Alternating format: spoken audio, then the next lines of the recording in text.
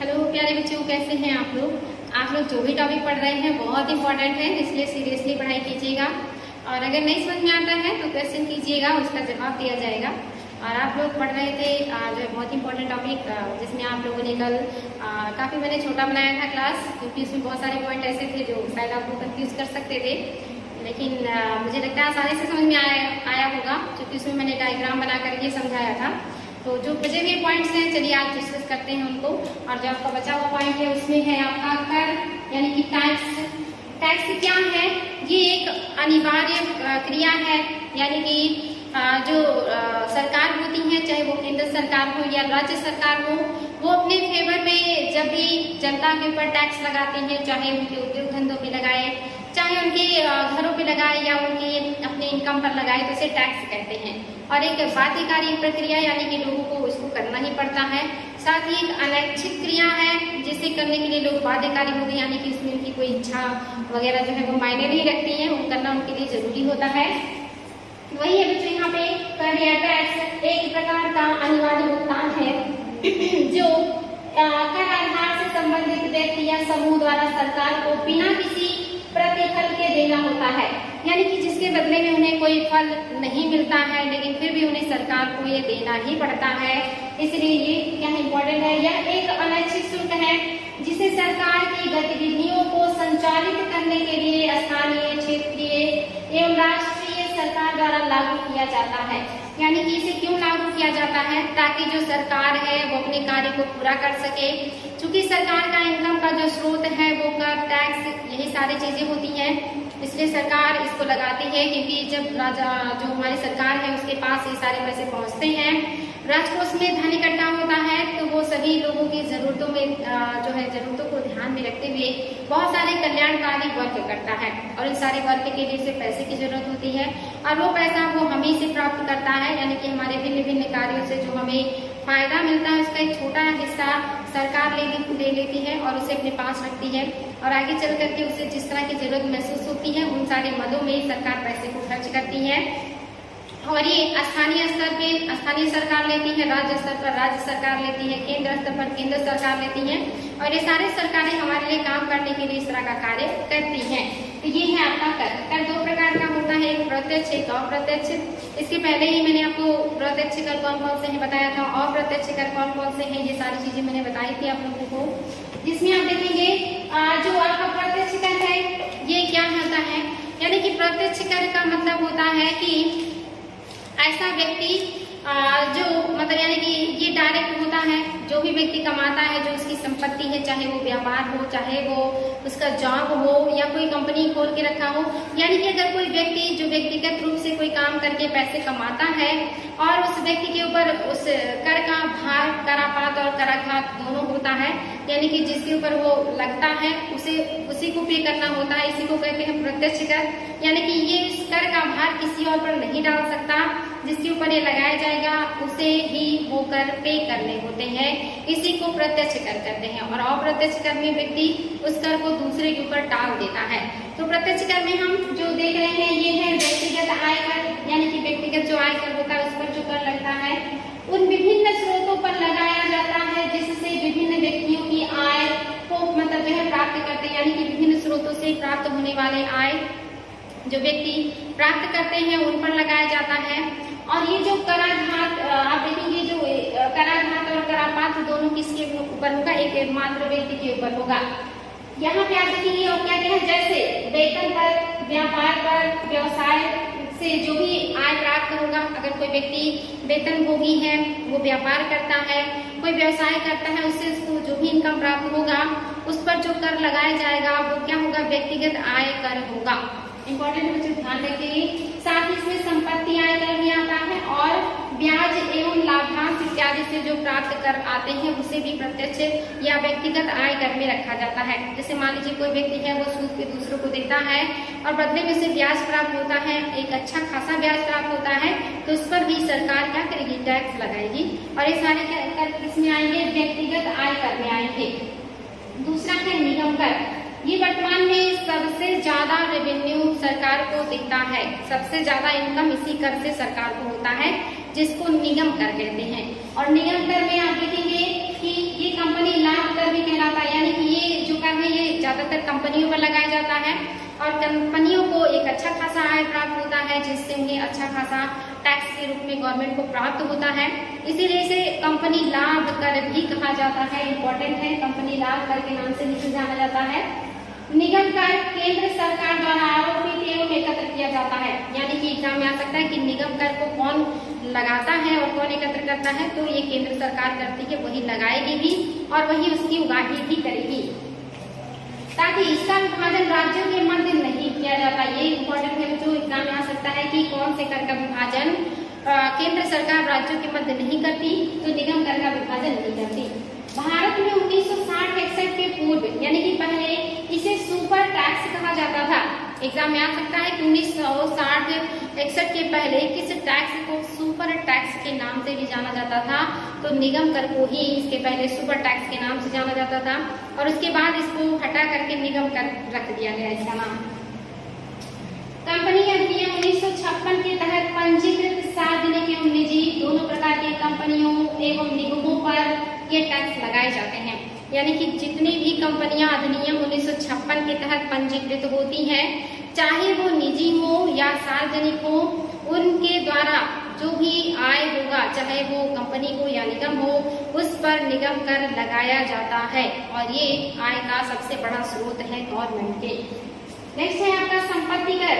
भारत में सर्वप्रथम कर सर्वेक्षण 1957 में केलडार समिति की संस्तुति पर कर के लगाया गया था। ये कर जो है ये किसकी संस्तुति पे लगा था, ये केलडार समिति की संस्तुति पर ये कर लगाया गया था 1957 में, याद रखेंगे ये चीज। यह व्यक्तियों, संयुक्त हिंदू परिवारों और कंपनियों की कर मुक्त संपत्ति निकाल देने के बाद बचने वाली निवल संपत्ति के पर लगाया जाता है, यानी कि ये कर किस पे लगता है, तो चाहे वो कोई कंपनी हो, चाहे कोई संयुक्त फैमिली हो, उनका जो छूट का एरिया है कि आप इतना संपत्ति रख सकते हैं, उस छूट के बाद जो भी संपत्ति होगा उस पर ये कर लगाए जाते थे। साथ ही आप देखेंगे कि संपत्ति कर को 2015-16, ये याद रखेंगे बच्चों, संपत्ति कर को 2015-16 के बजट से वित्त मंत्री अरुण जेटली द्वारा समाप्त कर दिया गया, यानी कि बजट में अब आपका जो संपत्ति कर है वो नहीं है, इसे किसने समाप्त किया है, अरुण जेटली के द्वारा समाप्त किया गया है। इंपॉर्टेंट है बच्चों। नेक्स्ट है आपका उपहार कर, गिफ्ट टैक्स। गिफ्ट टैक्स क्या है, यानी कि व्यक्तियों को और जो है उपहार मिलते हैं विभिन्न अवसरों पर, और उपहार में उन्हें बहुत सारी वस्तुएं भी मिलती हैं, पैसे भी मिलते हैं। तो अगर किसी व्यक्ति को उपहार में 50,000 से ज्यादा रुपए मिलते हैं, तो उस 50,000 को उसकी इनकम में जोड़ दिया जाएगा और जोड़ने के बाद उस पर जितना परसेंट टैक्स बनेगा गवर्नमेंट का, गवर्नमेंट उतना परसेंट टैक्स उस व्यक्ति से ले लेगी। तो इसीलिए कहा जाता है कि अगर 50,000 से ज्यादा किसी को जो है उपहार मिलता है तो वो टैक्स के दायरे में आ जाएगा, तो इसी को कहा जाता है उपहार कर। याद रखेंगे बच्चों, 50,000 से ज्यादा अगर उपहार मिलेगा तो ये टैक्स लगाया जाएगा।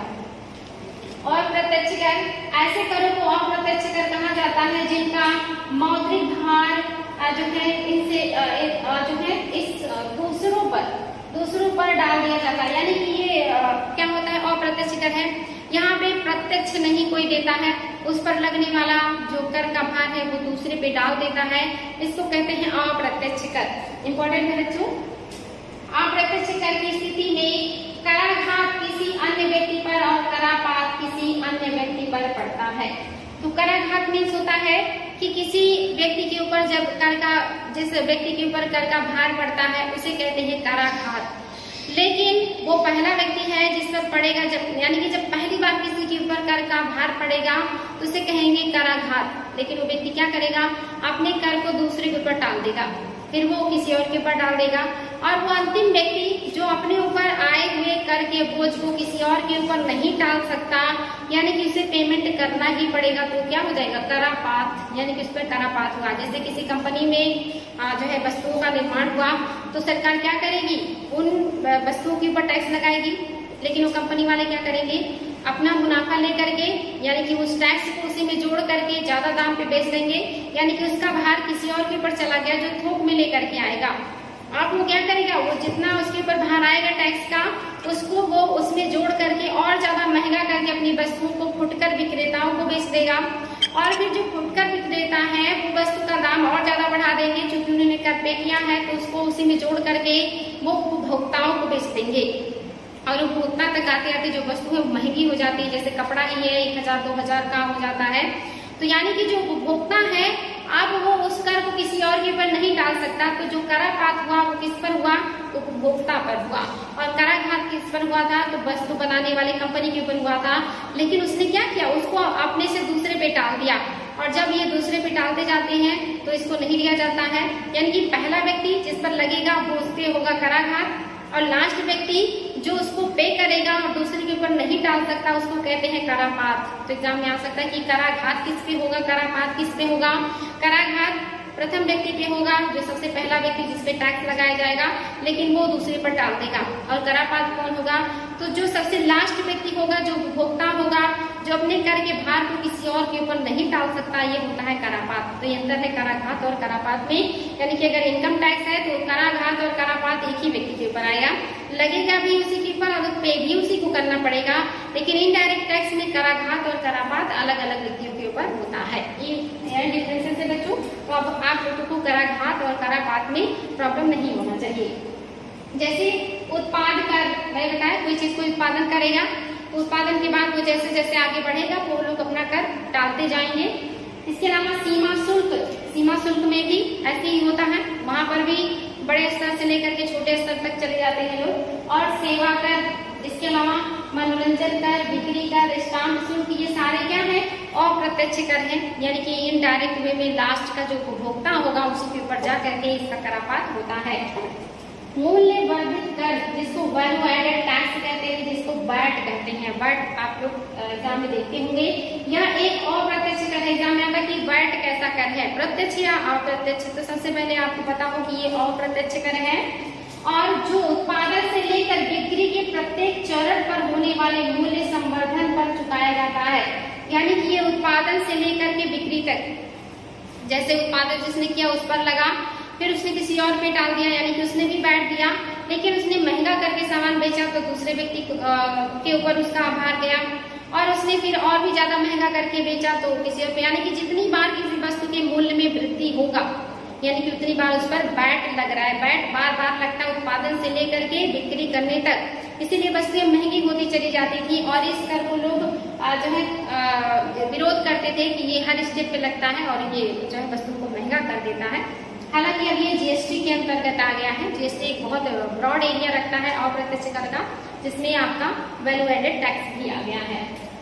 इसका क्या आता है कि उत्पादन से लेकर के बिक्री के प्रत्येक चरण पर लगने वाले टैक्स को क्या कहते हैं, या वो कौन सा टैक्स है, तो ये आपका वैट है। ये इम्पोर्टेंट है। ये क्या करता है, मूल्य वर्धन करता है, मूल्य संवर्धन, यानी कि मूल्य को बढ़ाने का काम करता है। यह राज्य सरकार का विषय है। ये भी याद होना चाहिए कि जो वैट है इनडायरेक्ट टैक्स है और ये राज्य सरकार का विषय है। 1 अप्रैल 2003 में हरियाणा ने वैट को सर्वप्रथम लागू किया था। यानी कि वैट को लागू करने वाला पहला जो राज्य था वो हरियाणा था। 1 अप्रैल 2003 से ये प्रभावी हुआ था, उसी समय लागू कर दिया था हरियाणा ने। और सबसे लास्ट में लागू करने वाला आपका उत्तर प्रदेश है, जिसने लागू किया 1 जनवरी 2008 को। तो ये ध्यान देंगे, सबसे पहले हरियाणा ने लागू किया जब 1 अप्रैल 2003 में आया, और सबसे लास्ट में यूपी ने लागू किया जब ये 1 जनवरी 2008 का टाइम पीरियड चल रहा था। ध्यान देंगे बच्चों ये तथ्य। नेक्स्ट आपका वस्तु एवं सेवा कर, गुड्स एंड सर्विसेज टैक्स, जिसको जीएसटी कहते हैं। जीएसटी को 1 जुलाई 2017 से लागू किया गया है। ये एग्जाम में आता है कि किस जो है डेट को जीएसटी लागू हुआ था, तो आपका ये 1 जुलाई 2017 से लागू हुआ है। बच्चों ध्यान देखिए, बहुत ब्रॉड एरिया रखता है, इसमें बहुत सारे करों को इंक्लूड किया गया है, इसे अप्रत्यक्ष कर कहते हैं। इसके आगे है आप लोगों का, यह एक व्यापक अप्रत्यक्ष कर है जिसे केंद्र एवं राज्य सरकारों द्वारा उद्ग्रहित एवं संकलित किया जाने वाला वस्तु एवं सेवा कर है। यानी कि बहुत ही ब्रॉड एरिया रखता है, जिसको क्या करता है, केंद्र एवं राज्य सरकारों द्वारा उद्ग्रहित और जो है एकत्रित किया जाता है, यानी कि लगाया जाता है और वसूल किया जाता है। और ये वस्तु और सेवाओं पर लगने वाला जो है टैक्स है जीएसटी। इसको केंद्र सरकार भी लगाएगी और इसको राज्य सरकार भी लगाएगी। केंद्र सरकार लगाएगी तो सीएसटी और राज्य सरकार लगाएगी तो एसजीएसटी। इंपॉर्टेंट है बच्चों। यहाँ पे आप देखेंगे कि यहाँ पे लगभग 17 केंद्र और राज्य के कर और 23 जो है उपकर, इनको मिला करके जीएसटी बनाया गया है। जीएसटी में 17 का और आपका लगभग 23 उपकर है जिनको मिला करके जीएसटी बना है। इतने सारे करों और उपकरों को मिला करके जीएसटी का निर्माण किया गया है। केंद्र सरकार द्वारा लगाए गए एवं संग्रह किए जाने वाले कर जो कि जीएसटी के अंतर्गत आते हैं या जिनको जीएसटी ने प्रतिस्थापित कर दिया, ऐसे कर जो केंद्र सरकार द्वारा लगाए जाते हैं, ये वो टैक्स है जिन्हें अब जीएसटी के अंतर्गत शामिल कर दिया गया है। जिसमें आपका है केंद्र उत्पाद शुल्क पहला, दूसरा है उत्पाद शुल्क किस पर, दवाइयों एवं प्रसाधन पदार्थों पर जितने श्रृंगार के मतलब जो है वस्तुएं होती हैं, क्रीम पाउडर जो भी चीजें आती हैं ये प्रसाधन में आते हैं, ये भी है इसमें। और दवाइयां हैं इन पर जो शुल्क लगता था वो भी अब जीएसटी में आ गया है। और इसके अतिरिक्त उत्पाद शुल्क जो विशेष महत्व की वस्तुओं के ऊपर लगाया जाता था, विशेष महत्व की वस्तुओं पर जो अतिरिक्त उत्पाद शुल्क लगते थे वो भी अब आपका जीएसटी के अंतर्गत आ गया है। इसके साथ ही अतिरिक्त उत्पाद शुल्क जो कपड़े और कपड़ों की वस्तुओं पर लगते थे वो भी जीएसटी के अंतर्गत आ गए हैं। ये सब केंद्र सरकार के विषय थे। इसके अलावा अतिरिक्त सीमा शुल्क इसको भी जीएसटी में ले लिया गया है। इसके अलावा अतिरिक्त विशेष सीमा शुल्क इसको भी जीएसटी में ले लिया गया है। साथ ही आप देखेंगे सेवा कर जो है ये भी जीएसटी के अंतर्गत आ गया है। ये सारे जो है केंद्र सरकार के थे जो अब जीएसटी में आ गए हैं। इसके अलावा राज्य कर जिन्हें जीएसटी ने प्रतिस्थापित कर दिया है, जिसकी जगह पे अब जीएसटी आ गया है, जिसमें आप देखेंगे राज्य वैट है, वैट भी आ गया है। इसके अलावा प्रवेश कर और इसके अलावा क्रय कर, इसके अलावा आपका केंद्रीय बिक्री कर, ये सारे कर जो राज्यों के अंतर्गत थे ये सब जीएसटी में आ गए हैं। साथ ही मनोरंजन कर, विलासिता कर, जो विज्ञापनों पर कर होता है, और लॉटरी, सट्टेबाजी और जुए से प्राप्त कर, ये सारे कर जो है अब आपके जीएसटी में आ गए हैं। इम्पोर्टेंट है, ये सारे राज्य सरकार के अंतर्गत आते थे लेकिन अब ये सब जीएसटी में आ गए हैं या सीजीएसटी में आ गए, यानी कि इसको जो है एसजीएसटी में आ गए हैं, यानी कि state goods and services tax के अंतर्गत इन सारे टैक्स को ले लिया गया है। इसके अलावा आप देखेंगे यहाँ पे हेडिंग आपको दिख रहा है कर आश्रय एवं टैक्स हेवन।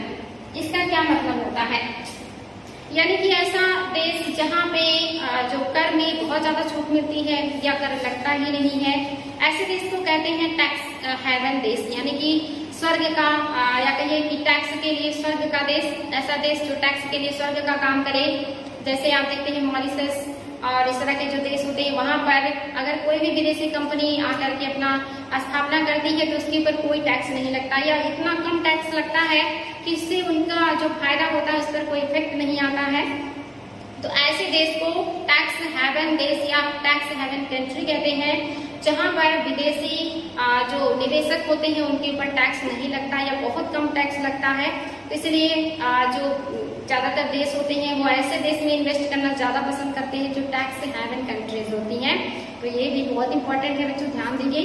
टैक्स हेवन या कर आश्रय, एंटी डंपिंग ड्यूटी और प्रतिकारी शुल्क ये दोनों लगभग सेम है।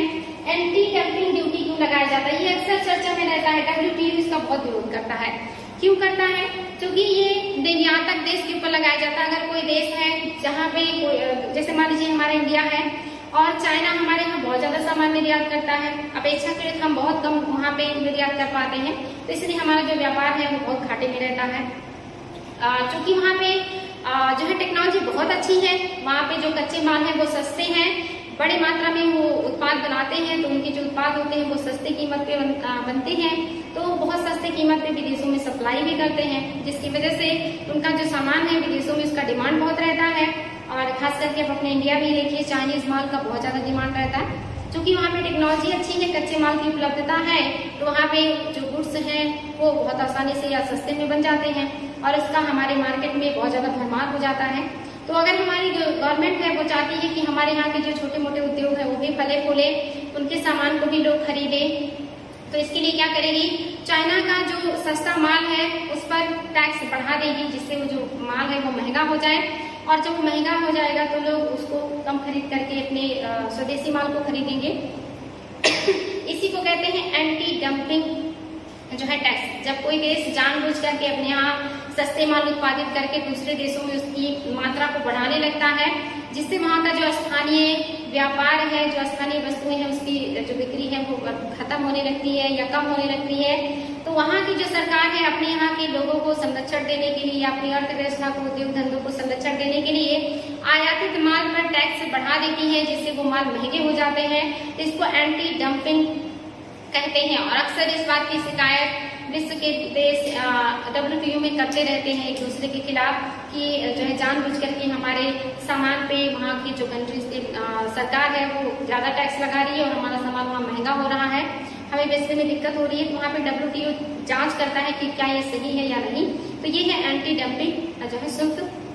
दूसरा है आपका प्रतिकारी शुल्क। ये भी बिल्कुल ऐसे ही है कि यहाँ भी आयातक जो कंट्री है वो निर्यातक जो निर्यात की या जो आयात की गई वस्तुओं के ऊपर लगाती है। यानी कि मान लीजिए इंडिया है और यहाँ पे बहुत सारी वस्तुओं का आयात होता है अलग अलग देश से, तो जो आयातित वस्तुएं हैं उस पर ये कर उसी पर लगाई जाएगी ताकि वो महंगी हो और हमारे देश में उसका जो है कीमत बढ़े और उसका लोग डिमांड कम करे।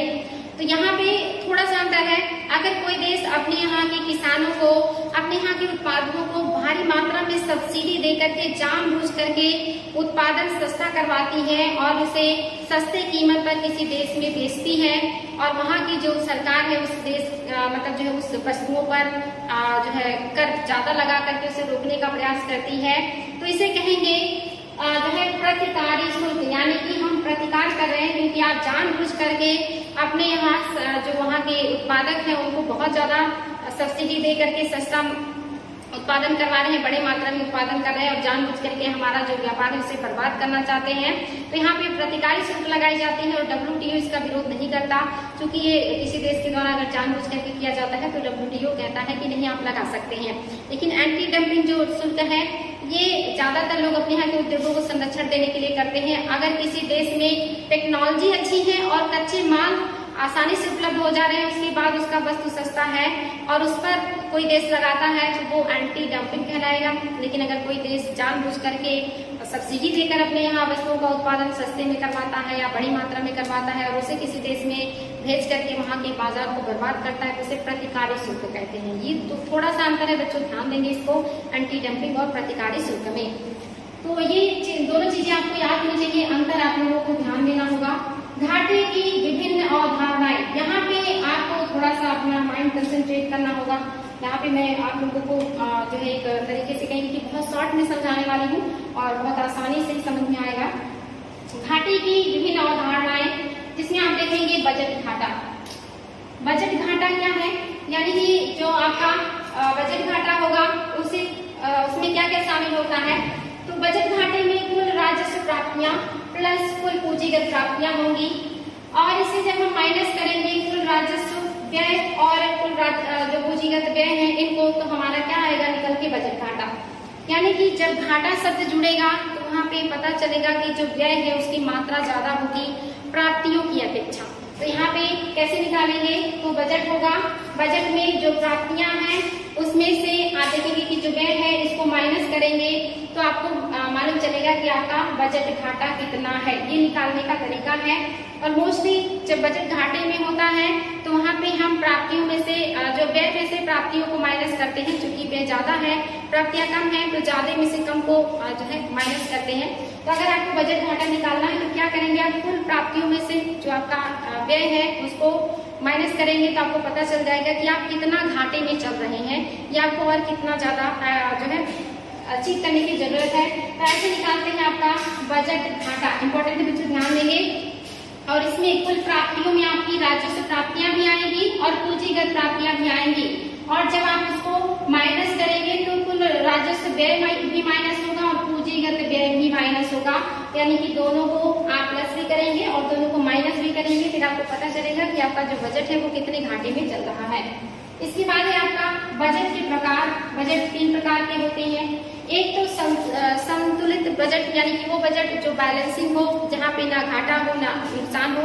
यानी कि जो है बजट में जब जो आपकी प्राप्तियां हैं और आपका जो व्यय है दोनों बराबर हो जाए तो इसको क्या कहेंगे? संतुलित बजट। यानी कि बजट में संतुलन है, उसमें डिसबैलेंस नहीं है। लेकिन अगर आपकी प्राप्तियां जो है वो ज्यादा है और घाटा कम है तो इसका मतलब जो आपका बजट है वो फायदे का बजट है, घाटे का बजट नहीं है। आप जो है अच्छी स्थिति में है। लेकिन अगर यहाँ पे घाटे का बजट होगा तो वहाँ पे क्या होगा, आपका व्यय ज्यादा होगा और प्राप्तियां कम होंगी, तो उसे घाटे का बजट कहेंगे। वही यहाँ पे मैंने समझाया है कि ऐसा बजट जिसमें ना फायदा हो ना नुकसान हो, उसमें आपकी प्राप्तियां और व्यय दोनों बराबर होते हैं। लेकिन बचत का बजट कब होगा, जब आपकी प्राप्तियां अधिक होंगी। सिंबल देखिए इधर को है, यानी कि हमारी प्राप्तियां ज्यादा हैं, अपेक्षाकृत व्यय से व्यय कम है, तो ये बचत का बजट है। घाटे का बजट कब होगा, जब हमारी जो प्राप्तियां हैं वो कम होंगी और हमारा जो व्यय है वो अधिक होगा, तो ये घाटे का जो है बजट होगा। तो इम्पोर्टेंट है बच्चे, ये 3 प्रकार के बजट होते हैं।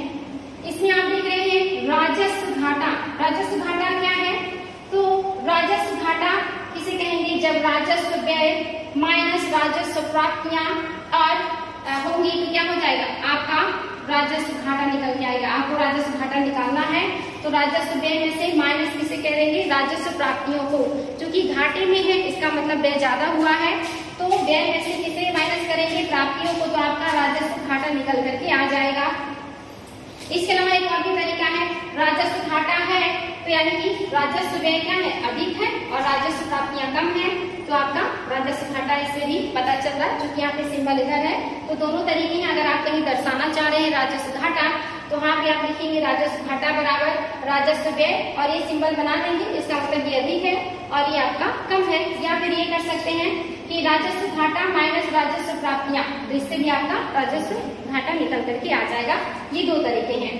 नेक्स्ट है प्रभावी घाटा। प्रभावी घाटा क्या है, प्रभावी राजस्व घाटा बराबर क्या होगा, राजस्व व्यय माइनस पूंजीगत परिसंपत्तियों के सृजन हेतु अनुदान। यानी कि प्रभावी राजस्व घाटा में जो भी सरकारों, राज्य सरकारों को केंद्र सरकार के द्वारा अनुदान दिया जाता है, उनके यहाँ डेवलपमेंट करने के लिए उसको भी क्या किया जाता है, इसमें माइनस किया जाता है। इसी को जो है प्रभावी राजस्व घाटा कहेंगे। यानी कि जितनी प्राप्तियां हैं उनको तो माइनस करेंगे ही, साथ ही जो राज्य सरकारों को अनुदान के रूप में दिया गया उसे भी माइनस करेंगे, तो हमारा क्या आएगा, प्रभावी राजस्व घाटा निकल करके आएगा। वहीं पे यहाँ पे लिखा है, कंफ्यूज मत होइएगा, राजस्व व्यय माइनस पूंजीगत परिसंपत्तियां, परिसंपत्तियों के सृजन हेतु अनुदान जो राज्यों को दिया जाता है, माइनस आपकी राजस्व प्राप्तियां, प्रभावी राजस्व घाटा। ये आपका दूसरा तरीका है।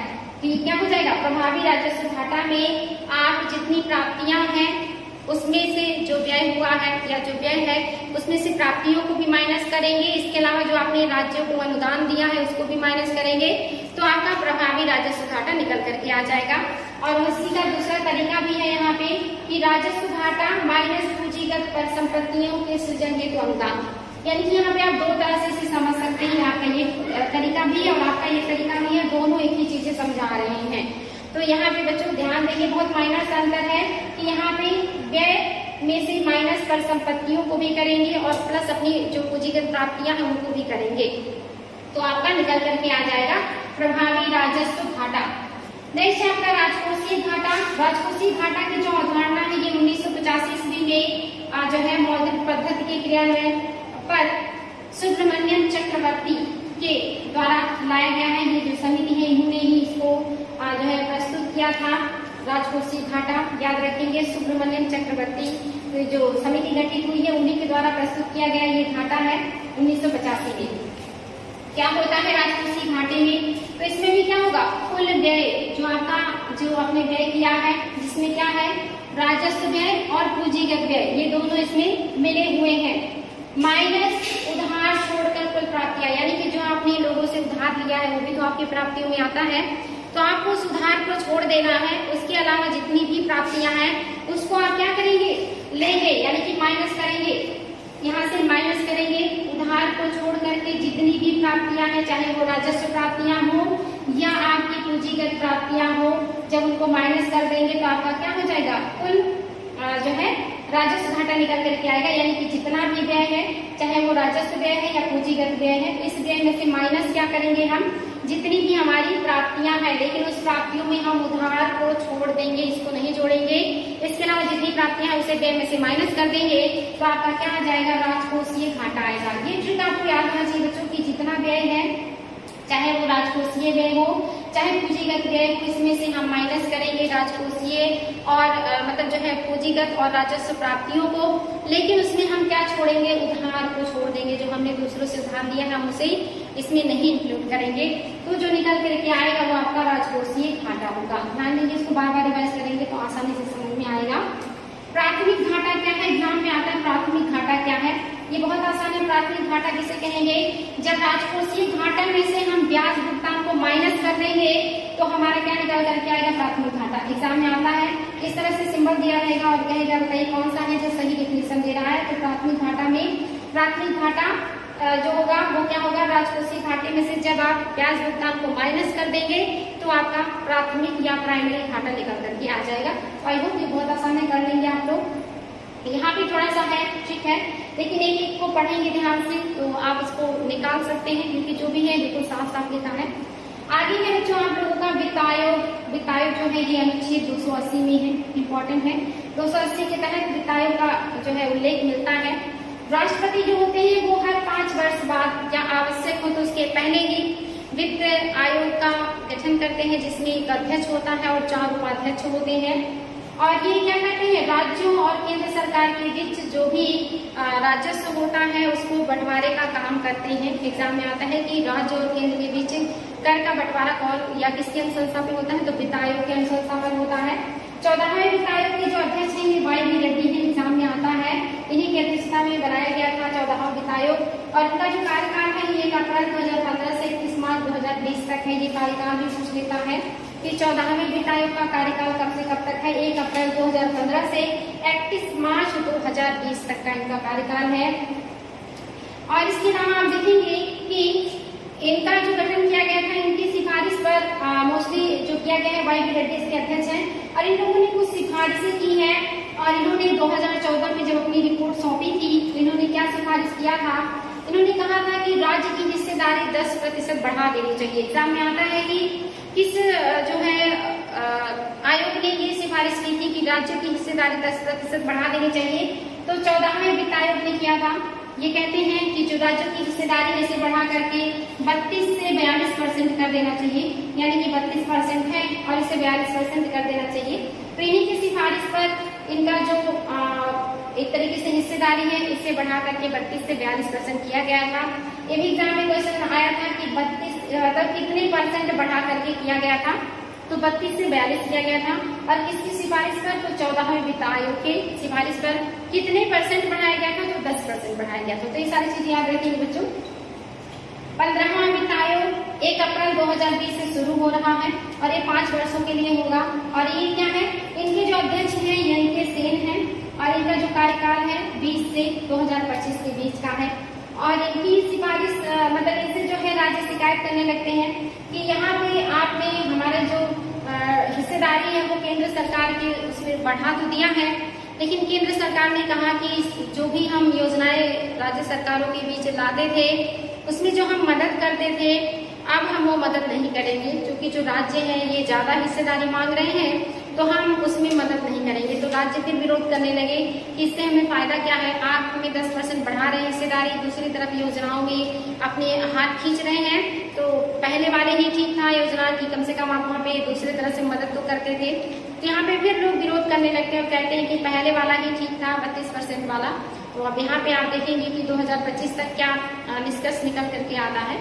तो आज के लिए इतना ही रहने देते हैं बच्चों, बहुत सारा पॉइंट है, इसको बार बार देखिएगा ताकि क्लियर हो जाए। Thank you.